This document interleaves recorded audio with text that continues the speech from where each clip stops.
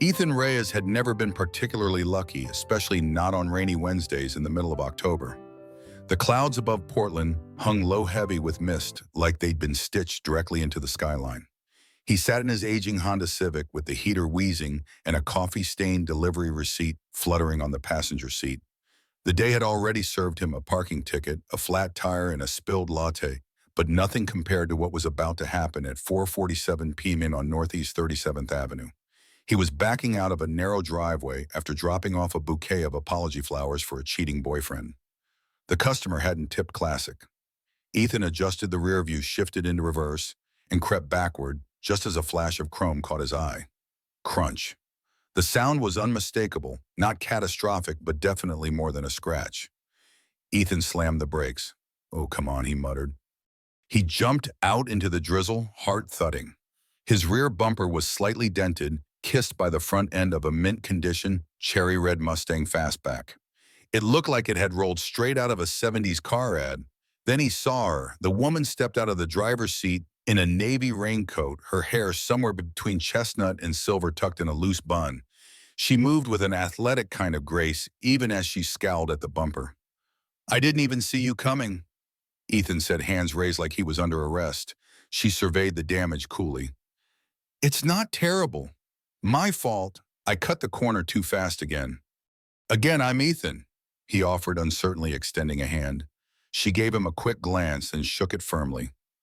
"Joanna, don't worry, I can fix it." Ethan blinked. "Wait. What?" "The dent. I have a garage 2 blocks from here. Welding rig, full tools. I restore cars. You're lucky it's a simple job." "You restore cars?" She folded her arms. "You think women over 40 just do yoga and watch HGTV? No, I mean, cool. Very cool." Ethan followed her through the neighborhood, his car trailing the Mustang, like a kid following a cooler older sibling. She turned into an alley, hit a keypad, and the garage door rolled up. Inside was something between a mad scientist lab and a car museum. Tools hung in perfect alignment. A vintage Corvette sat under a tarp. Rock music played softly from a speaker. It smelled like oil dust and leather, and somehow it felt more alive than anywhere he'd been in weeks. "Park it here," she said, nodding to the open space. He pulled in, still dazed. "So you really fix cars?" Joanna arched an eyebrow as she pulled off her raincoat, revealing a faded t-shirt that read, "Women weld better." "You're kind of blowing my mind right now," he muttered. She smirked. "Get in line." She worked with surgical precision, pulling down a dent repair tool and heat gun. Ethan offered to help and was promptly handed a rag. "Clean while I work. You'll learn something." Ethan mumbled, "That's what my mom used to say." Joanna didn't reply, but a small smile tugged at her lips. After 30 minutes, the dent was mostly gone. It wasn't showroom perfect, but it looked better than it had in years. "Wow," Ethan said, genuinely impressed. "You fixed that like it was nothing." Joanna wiped her hands on a towel. "It's not rocket science. Most things just need patience and attention." He watched her for a beat. "Wish someone had taught me that earlier." Joanna glanced over. "First car?" "Third. First one I paid for myself. Name cars have names. Oh, Trisha." Joanna chuckled. "She looks more like a Mildred. Sturdy, overworked, underappreciated. You just described me exactly." Rain pattered against the garage door as the sky darkened. Joanna pulled out a thermos and offered him a cup. Ethan took a sip. "This is good. You roast your own beans, too." "No, I just know what I like. No sugar, no cream, just the real thing." He nodded, watching her as she leaned against her workbench. She looked content, not happy, not sad, just grounded. "Do you do this for a living?" he asked. "I used to build engines for race cars. Then I didn't. Now I restore what's worth restoring." He studied her face, unsure what she meant. "You're not going to ask," she said. "Ask what, how I ended up in a garage alone with a dented Mustang and grease under my nails. I figured if you wanted to tell me, you would." She tilted her head, studying him like he was a puzzle. "Most people just jump in with advice or assumptions," she said. "You're not most people. I drive flowers to strangers' houses and talk to my car. I'm definitely not most people." They shared a quiet laugh. For a moment, the rain and the world outside disappeared. Ethan stood and stretched. Well, Joanna, this has been one hell of a detour. She nodded. Could have been worse. You could have hit me harder. Next time I'll aim better. She shot him a playful glare. Try it and I'll make Trisha a lawn ornament. He grinned, noted. As he moved toward the car, Joanna said, you know it's not fully done. Still a little more buffing to do. Come back tomorrow if you want. Ethan paused. Sure, why not?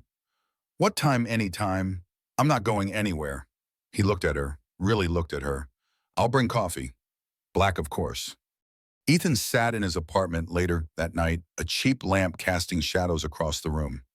He should have been editing delivery routes or calling his mom back. Instead, he stared at his phone, Joanna's name typed into a note under coolest weird stuff that happened this year. He didn't know why he'd go back. Not really. Maybe it was the Mustang. Maybe it was the way she fixed a dent without blinking. Or maybe it was the way she made the silence feel safe. Ethan showed up the next afternoon with 2 coffees and a smile he didn't even realize he was wearing. The rain had taken a break and a rare shaft of sunlight cut through the gray, warming the alleyway behind Joanna's garage. He hesitated before knocking, then laughed at himself. She wasn't the type who needed a heads up. So he knocked once and the door creaked open before he could knock again. You're early, Joanna said, wiping grease from her hands with a shop rag. You said any time, Ethan replied, holding up the drinks, and I thought this might make me more tolerable. She gave him a nod of approval. You remembered Black. I don't take chances with women who know how to weld. That earned him a real smile, small but not guarded. He followed her inside. The Mustang gleamed under a new coat of wax, the dent now barely noticeable. But it wasn't the car that held his attention. It was the way Joanna moved, like she was always solving something invisible in the air around her. I buffed the edge this morning, she said, gesturing to his Civic. Told you it had come out. Ethan examined the rear panel. You weren't kidding. I never am. Is that a warning? A reminder? He leaned against a workbench, sipping his coffee. So, Joanna, you've got this entire setup, a cool Mustang, and a better caffeine game than every place I deliver to. What's the catch? No catch, she said, reaching for a wrench. I just like machines more than most people. Why, they make sense. He tilted his head. That's kind of sad. She looked at him, then back at the wrench. It's kind of true. There was a beat of silence then. Want to learn how to weld? Ethan blinked. Is that a trick question? She tossed him a pair of gloves. You look like someone who needs to make something. He spent the next hour under her careful eye, clumsily dragging a welding torch across a piece of scrap metal. She corrected his grip, adjusted his stance, and laughed when he accidentally fused his gloves together. You're a mess, she said, amused. Yet you invited me back. Who's the real mess? He could feel her watching him, not judgmental, just curious, like she was trying to figure out what to do with someone who didn't want anything from her except her time. After they took a break, he leaned against the wall, watching her inspect a rusty old carburetor with the kind of reverence priests gave relics. You know, he said, most people your age are planning cruises or selling essential oils online. She didn't look up. Is that your nice way of calling me old? No, it's my nice way of calling you cooler than everyone else I know.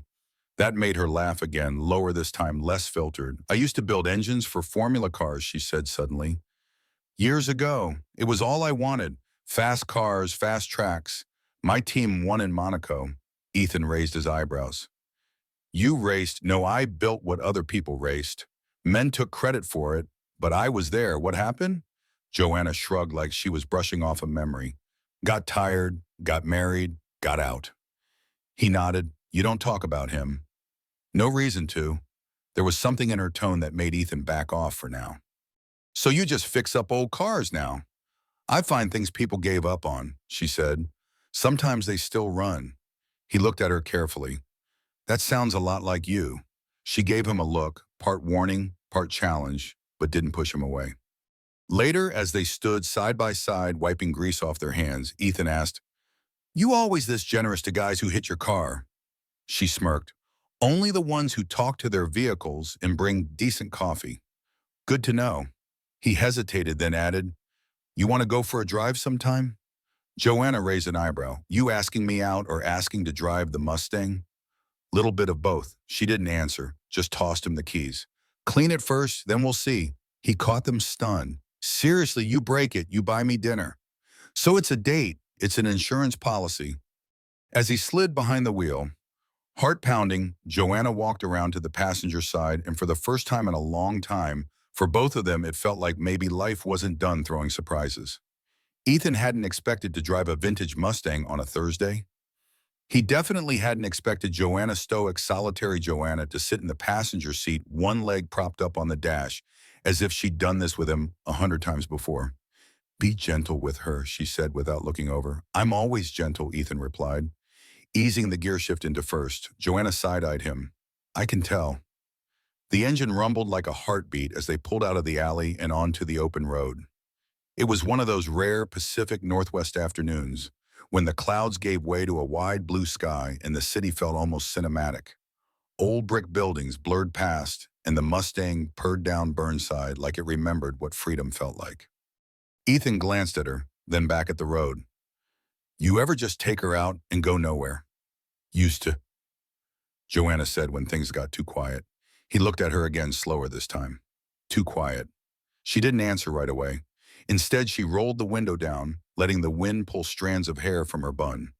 There's a difference between being alone and being lonely, she said. I learned that too late. Ethan downshifted without comment. They drove in silence for a while, letting the road do the talking. Finally, at her suggestion, he pulled off near a scenic overlook just outside the city. The sun sat low in the sky, drenching everything in gold. Mountains loomed in the distance. Trees swayed in the breeze. It felt like a movie set, too beautiful to be real.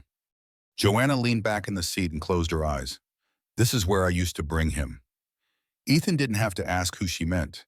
He liked silence, she said, and the sound of engines. I thought we were the same that way. Turns out we were just pretending not to need people. Ethan waited a beat. Was it a bad ending? No, that's the worst part, she said softly. It was a good marriage. He died too early. Heart attack, middle of the night. I woke up and she trailed off. Everything went quiet after that, he swallowed. I'm sorry. Joanna nodded, still staring at the horizon. It's been 3 years. Some days it still feels like yesterday, other days like it never happened at all. They sat in the Mustang for a long time, watching the sun dip behind the mountains. No music, no distractions, just air and memory, and two people suspended in something they didn't have a name for yet. Do you talk about him much? Ethan asked. Not really. People get weird when you bring up the dead. I won't. I know, she said, glancing at him. That's why you're still here. He looked away, suddenly overwhelmed by the intimacy of that statement and by the truth in it. Back at the garage, Ethan helped close up shop. The sun was long gone. The sky painted a deep, dreamy blue as they stowed away tools. He asked, what's the plan for tomorrow? Tomorrow, yeah, I figured we'd keep the streak alive. Joanna arched a brow. You're assuming I want a streak. I'm assuming you don't hate my company, he said, smirking. She gave him a long look, then tossed him a wrench. Be here at noon. I've got a '67 Thunderbird that needs rewiring. Ethan caught the wrench. You trust me not to burn it down? No, she said, but I trust you to show up. That hit harder than it should have. That night, Ethan lay in bed staring at the ceiling. Everything about Joanna was different.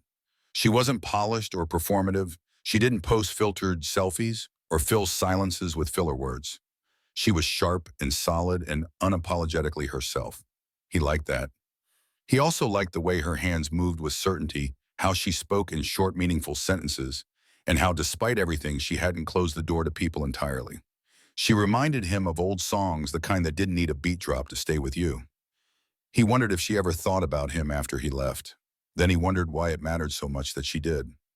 The next few weeks passed in a rhythm neither of them dared to define. Ethan showed up every other day, sometimes with coffee, sometimes with lunch, always with a new story.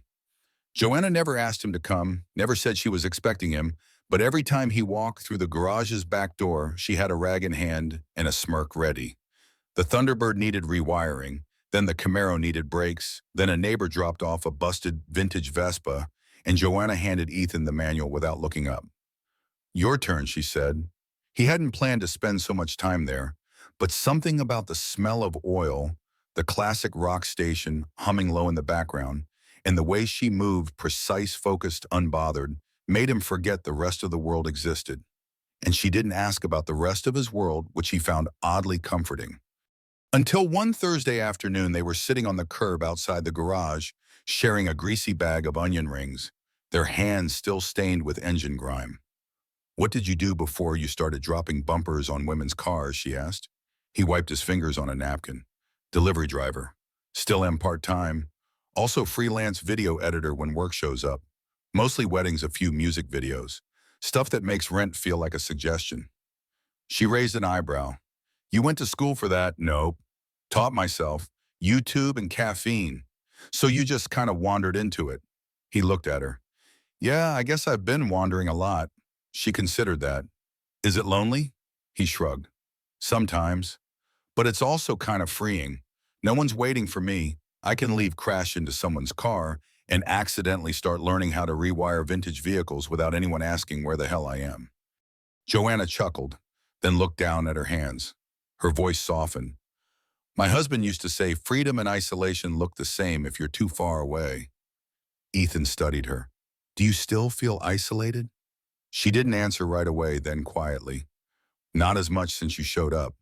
He felt something shift in his chest, like a wrench had clicked into place somewhere he didn't know was loose. That Saturday, the clouds broke again, and Joanna, without ceremony, tossed him the keys to the Mustang. "Drive me somewhere that isn't a junkyard." He blinked. "You're trusting me with both the car and your company. You feeling okay?" "Don't make me regret it." They drove with the windows down and no destination in mind. Eventually, they ended up at the edge of a park overlooking the river trees, bending in the wind, and a family of ducks floating across the water. They sat on a bench, sharing silence in a way that felt heavier than words. Joanna finally spoke. "You know what I hate about grief?" He looked over. "It makes people treat you like glass.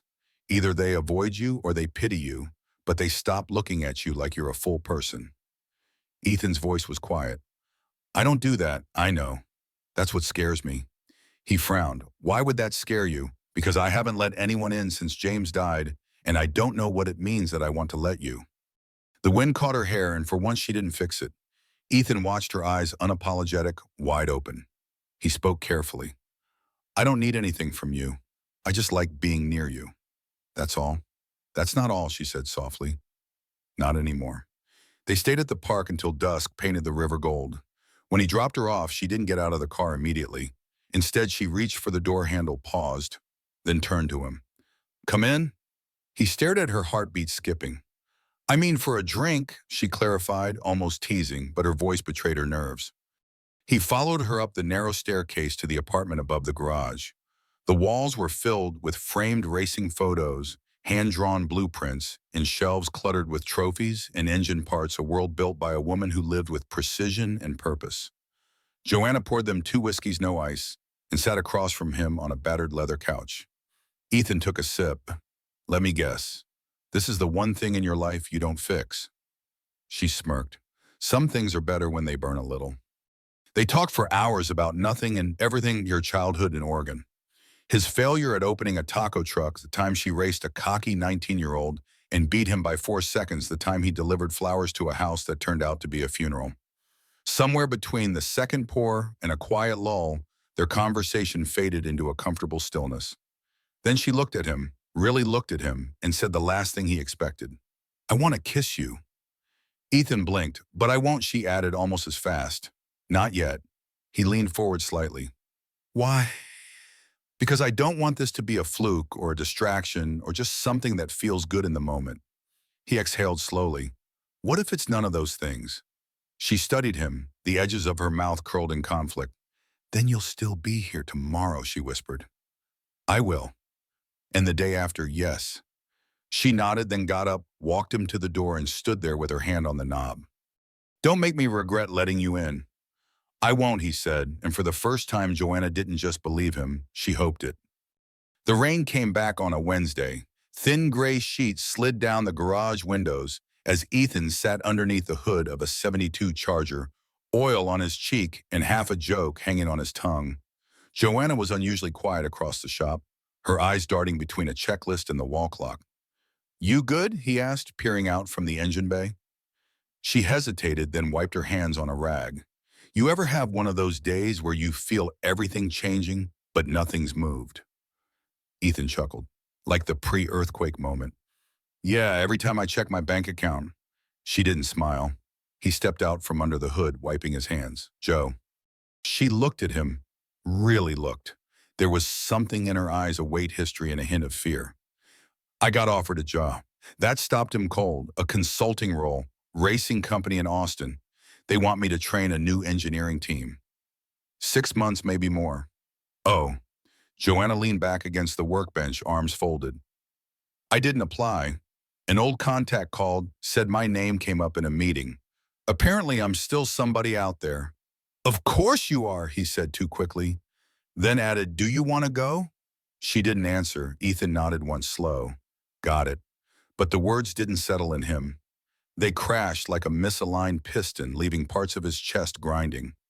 I told them I needed time to think, she added. I haven't said yes. He nodded again, this time quieter. What's stopping you? You. The word hit like a tool dropped on concrete, sharp, sudden, irrevocable. I mean, she sighed us. This, whatever this is, Ethan stepped closer. Joanna, I don't want to make this harder, she interrupted. I didn't mean for any of this to happen. You were supposed to be a random Tuesday inconvenience. A dent and a sorry and a goodbye. And yet he said softly, and yet she echoed. The silence after was heavy and tender all at once, the kind you could only have with someone who knew your loneliness too well. That night, Ethan walked aimlessly through the city, letting the rain soak through his hoodie. He wasn't the type to wallow.